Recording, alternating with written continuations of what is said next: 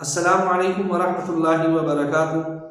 آئے دن کہیں نہ کہیں سے یہ خبریں سننے کو مل جاتی ہیں کہ فلاں بستی کے اندر فلاں جگہ پر یا فلاں محلے میں مسلمانوں میں آپس میں اختلاف ہو گیا، آپس میں لڑائی جھگڑا ہو گیا، ایک دوسرے کی جان و مال کے دشمن بن گئے، ایک دوسرے کو مارنے کاٹنے پر اتر گئے۔ یہ تمام چیزیں آج کے دور کے اندر فساد ہیں اور سننے کو مل ہی جاتی ہیں، اور جب ان کی وجوہات معلوم کی جاتی ہے، دیکھا جاتا ہے کہ کس بنا پر یہ فساد ہوا، کس بنا پر آپس میں یہ اختلاف ہوا، تو کوئی خاص وجہ بھی سامنے نہیں آتی، بس معلوم ہوتا ہے کہ ذرا سی بات تھی، اس کے اوپر آپس میں لڑنے لگی۔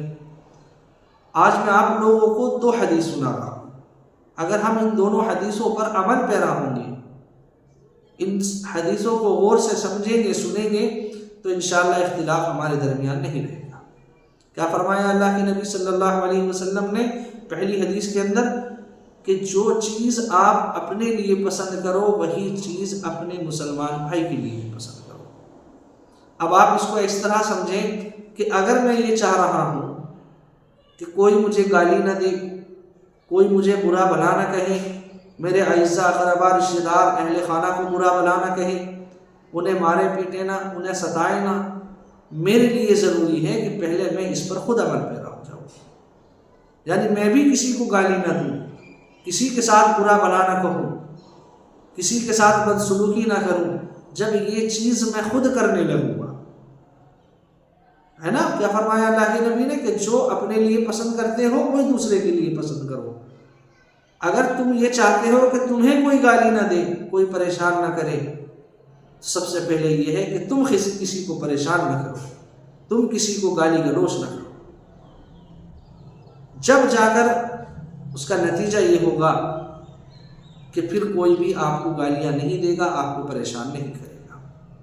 دوسری حدیث، اللہ کے نبی صلی اللہ علیہ وسلم فرماتے ہیں کہ جب 2 مسلمانوں کے درمیان آپس میں جھگڑا ہوتا ہے، آپس میں اختلاف ہوتا ہے، تو اس کی جو وجہ سامنے آتی ہے وہ ہے گناہوں کا ارتکاب۔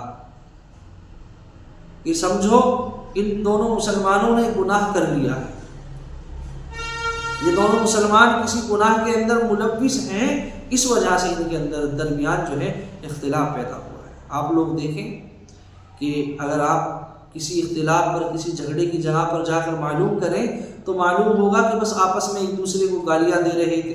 اب گالی دینا گناہ ہے، تو اس گناہ کا ارتکاب ہوا، اس کے نتیجے میں جھگڑا فساد پیدا ہوا۔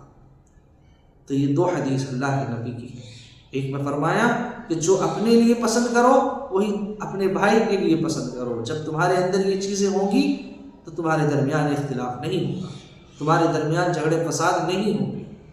اسی طرح دوسری حدیث سے معلوم ہوتا ہے کہ گناہوں کا ارتکاب، اگر ہم گناہوں کو چھوڑ دیں گے، گناہ نہیں کریں گے، تو ہمارے درمیان سے اختلافات، جھگڑے فساد خود بخود ختم ہوتے چلے جائیں گے۔